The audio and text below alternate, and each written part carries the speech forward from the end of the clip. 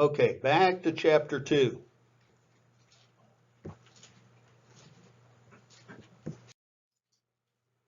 So last week we went through verses 3 through 10, and we saw the fact that Nebuchadnezzar thought his advisors were, I guess you could say, full of it. And his BS meter peaked out. So he assailed them with a plethora of threats, threat after threat. Remember, he promised to make their houses a dunghill, which, if you remember correctly, they actually would build latrines over where their houses were. So I guess you could say the word of the week, and basically what Nebuchadnezzar stated, that they were a bunch of sophists. Sophistry. When someone's argument sounds clever, but it is usually based on false arguments and is intended to deceive you.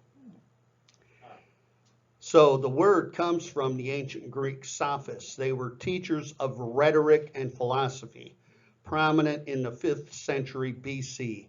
Sounds like politics today. So they were willing to say anything to win an argument. That's basically what they were about. They were called wise men or experts. And what are we told time and again today? Trust the experts. They should be saying, trust these sophists. Yeah, it's really a discouraging thing when all we see is that kind of idea going on. And the synonyms are deception, misconception, fallacy. So basically, when you are a sophist, all your arguments are fallacious. Leonardo da Vinci stated, fire is to represent truth because it destroys all sophistry and lies. And the mask is for lying and falsehood which conceal truth. And then John Adams said, abuse of words has been the great instrument of sophistry and chicanery of party, faction, and division of society. Yeah, we see that going on today. Same stuff. Well, in Martin Luther's Table Talk, he said this is simply mundus regitur opinionutus, which is Latin, which means the world is governed by beliefs. And then he went on to say, therefore, sophistry, hypocrisy, and tyranny do rule and have the government in the world. And so he said that way back in the 1500s. There's nothing new under the sun. So we left off in Daniel verse 10. And the Chaldeans, and that's actually a proper name for these so-called the scientists of the age. And they answered the king and said, there is not a man on earth who can meet the king's demand. For no great and powerful king has asked such a thing of any magician or enchanter or Chaldean or, government official, we could apply that. So yeah, so they were admitting their ignorance. That's what their experience told them, that there were limits to what they could know. They could pull out all of their sophistry, but they couldn't read somebody's mind. So is ignorance really bliss? Well, so with all the king's threats, they knew they were in trouble and now are trying to basically talk their way out of this predicament. So verse 11, that's where we stopped last week, immediately follows verse 10. Actually, they could all be considered one big verse, with the Chaldeans still trying to talk Nebuchadnezzar out of his decision. So here's verse 11. The thing that the king asks is difficult, and no one can show it to the king except the gods, whose dwelling is not with flesh. So they're saying it's beyond human ability. And It is. in their stupidity, they were right. The only place you could get that information is from a supernatural source. It's not available on earth. So they were about to lose their lives. They're about to lose everything they possess. You know, it's just like today. It seems like everybody's interest is in their stuff. They have already lost all their credibility, and they are given an impossible thing that they cannot do. They are trapped in their human deficiency, just like we are. We are always trapped in our deficiencies. And so Nebuchadnezzar responds and makes his royal decree. Or you could say Congress passed a law.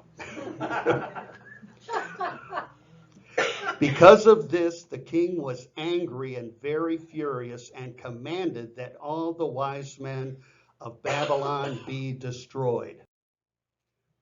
So it would have been enough to say that he was angry or just furious, but to make sure we understand how mad he really was, it puts both of these words in that verse. He was angry, really, really, really, really, really angry.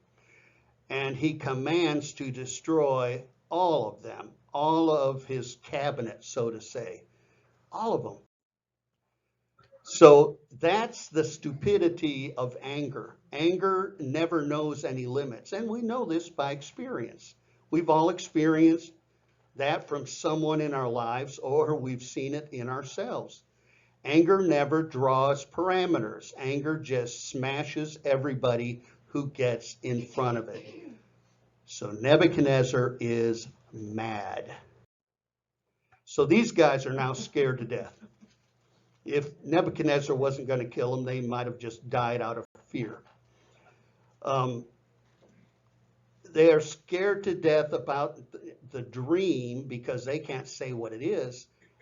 And Nebuchadnezzar is actually scared too because he can't recall. He can't remember it. He is mad because he can't trust in these guys either. And if he can't trust the people that are supposed to be helping him, well, he's sure that all the things they've been saying to him, telling him all this time in the past, are probably just phony lies, are just fake. So he's really at an impasse. And he feels double-crossed. He's upset because they criticize him and they say he has no right to ask that. That's basically the way I think you could say he's interpreting it.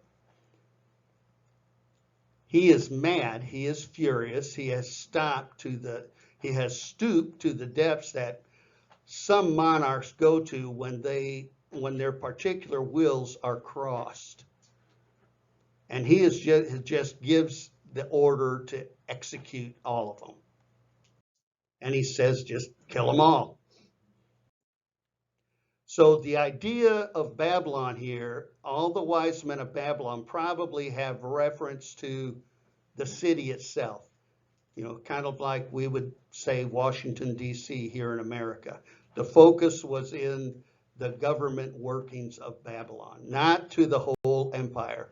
Because when the whole area is referred to in the second chapter, verse 29, or in actually verse 49, it is called the province of Babylon. So this is a focused spot here on the government workings in Babylon, all those wise guys. So verse 13, so the decree went out and the wise men were about to be killed, and they sought Daniel and his companions to kill them. So that right there lets us know that Daniel and his buddies, probably any of the other Israelites that were in captivity, were not in that meeting that they had with Nebuchadnezzar. So why? Well, because Daniel and his fellows had just become part of the core of court advisors. They were part of these quote unquote wise men. Yeah. They had just completed their training, 3 years, if you remember. They fit the category. And so the executioners moved out to take their lives.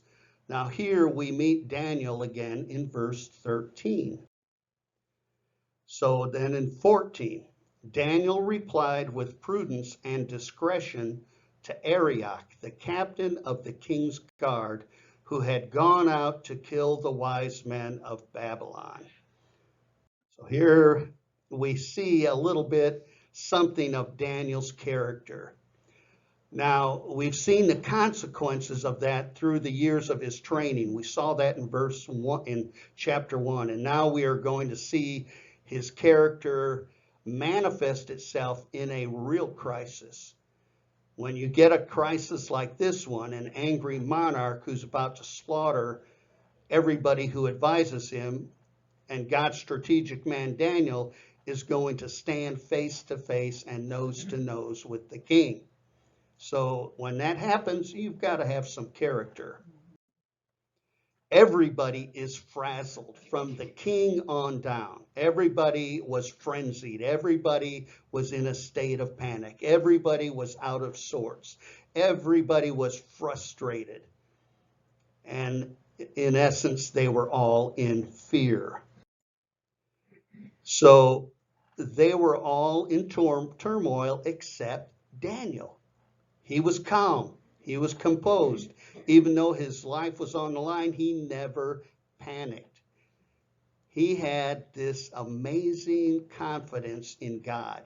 He knew his destiny rested in God's sovereign will. So this is wisdom from God. He was confronted by the men in verse 14 who sought to take his life. No panic, no frustration, no despair, just composure. Now, people who respond like that in a crisis are already prepared before the crisis comes. And as Christians, we should understand that because we have the gift of prayer. We can always approach something before it actually even happens.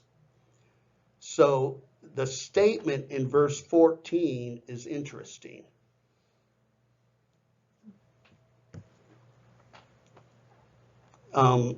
He spoke with counsel and wisdom, or understanding, you could say. That could as easily been translated discretion. So this Arioch fella, the root term of captain in the Aramaic comes from a verb that means to slay. So this wasn't just some military figure. This guy was the executioner. And I suppose he could have sent second in command people, but isn't it kind of interesting that the king's own executioner comes? The guy who's right beside the king, who does the king's bidding. So I'm sure he had a lot of other guys collecting a lot of the other wise men. But when it comes to Daniel, the top guy goes to get him. And because Daniel needed to go back in front of the king, and he would have had an easier road back to the king through the king's own executioner. So that all makes sense. You can see God's hand in this whole thing. He actually is using somebody who's right next to the king to go and get Daniel and his friends. Now, at the same time, he must have been an authoritarian, rough, tough, no feelings individual, or he wouldn't have been an executioner, more than likely. So verse 15, he, Daniel, declared to Arioch, the king's captain, why is the decree of the king so urgent?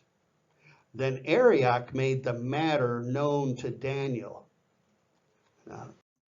Don't you think that Daniel, even though he just finished, well, he's a foreigner to start with, just finished the training, he must have really gotten their ear, Yeah. to even question the king's edict. To just, Yeah, and probably that Arioch guy wasn't used to that fact, that somebody would question him. Yeah. So Daniel's basically saying, what's the hurry?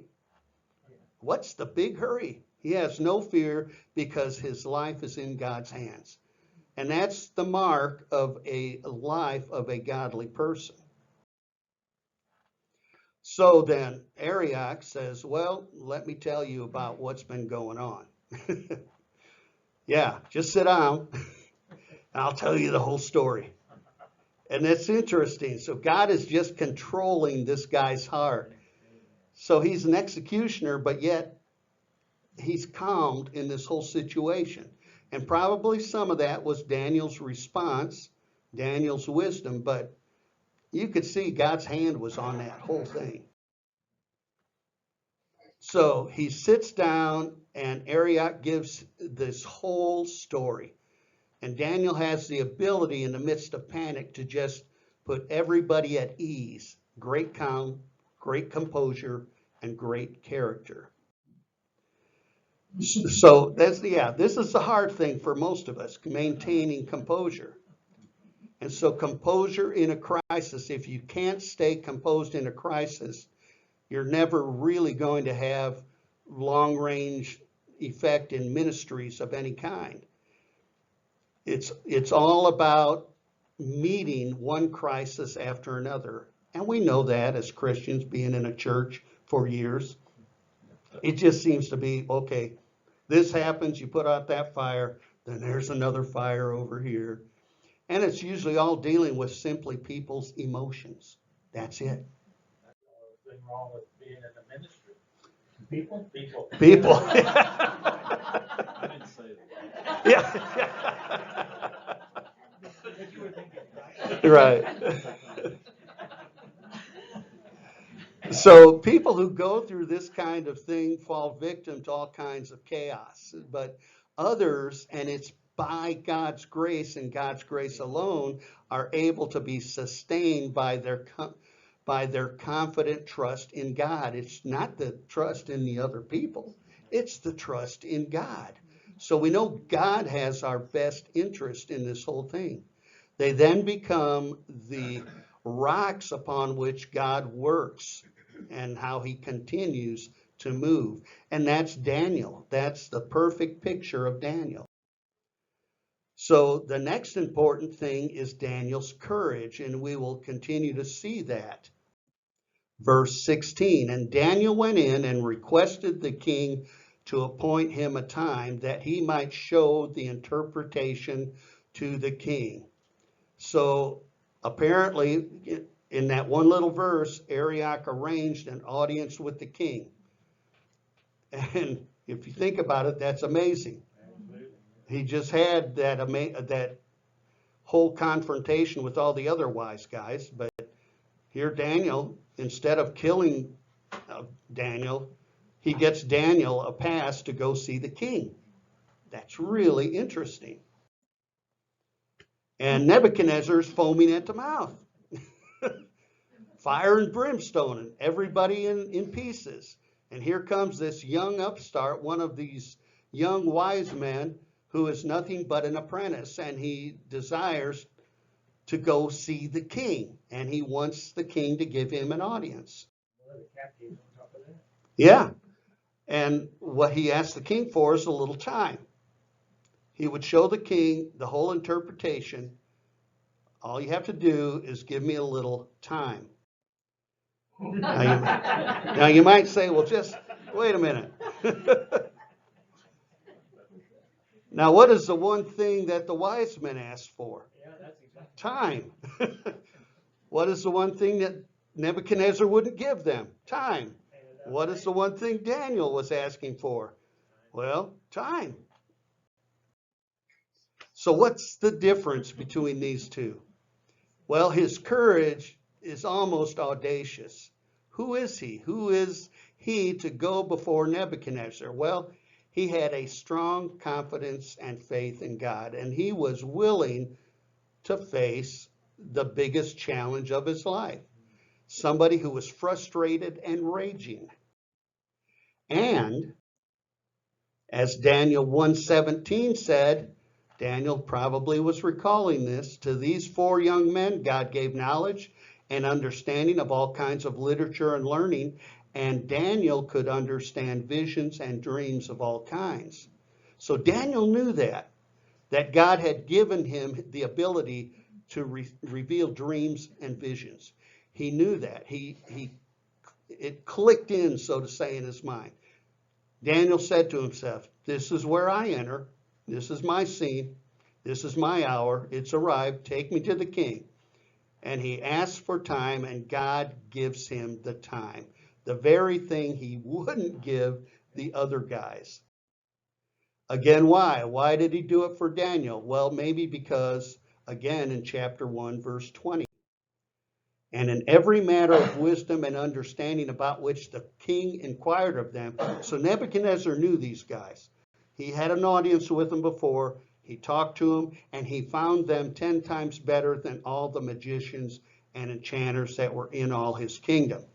So when the king examined these young boys, he found Daniel and his friends to be 10 times wiser than all of his advisors. And so maybe he said, well, he is, 10 times wiser than all these other guys. So maybe a little time won't hurt here. So that's really interesting too. And, we need to remember Nebuchadnezzar isn't just some angry despot. He's actually a very intelligent man. He's very, wise and ambitious. So this is all about God's sovereignty. God's hand was in this whole thing. And that brings us to verse 17. Then Daniel went to his house and made the matter known to Hananiah, Mishael, and Azariah, his companions. Now from this point hereafter, his friends are always known as Shadrach, Meshach, and Abednego. But I kind of like it that right here, it goes back to their Hebrew names. So what will you do in that situation? Well, he went back and said, hey, you guys, got to hear this. The king's going to give me some time to work on this thing. So remember your training. Let's get out all those dream books and all the information, and we're going to study this thing. Well, no. That isn't what they were going to do. And that brings us to verse 18. And told them to seek mercy from the God of heaven concerning this mystery, so that Daniel and his companions might not be destroyed with the rest of the wise men of Babylon. So they're seeking God's mercy, and they would seek mercies of God of heaven. That's just a long way of saying they immediately began to pray. They started to pray. Daniel's confidence was in God, so he immediately sought communion with the Lord. God's very special servants are people of prayer, dependent on him. Psalm 136:26 says, give thanks to there's that phrase, God of heaven, his love endures forever. So he didn't look to men's wisdom, and unfortunately that's one of our mistakes. When we have something in front of us, something to do, and we always go to our own wisdom or to the wisdom of the world. No, we need to seek God first. He got on his knees. God's people in a crisis don't take his troubles to the world. They take their troubles to God. They gather other people to pray with them, just as Daniel did. Perfect example of why the church should have prayer meetings. This is Daniel and his friends. Mary, Queen of Scots, said, I fear the prayers of John Knox more than an army of 10,000 men. So they laid hold of God. That's an old phrase you heard all through the 1800s, and they got answered. And in the middle of the night, God gave them the answer. The dream was made clear. And that brings us to verse 19, and we'll go ahead and stop right there. And we will pick it up there next week. So we have plenty of time to get downstairs and claim our assigned seats.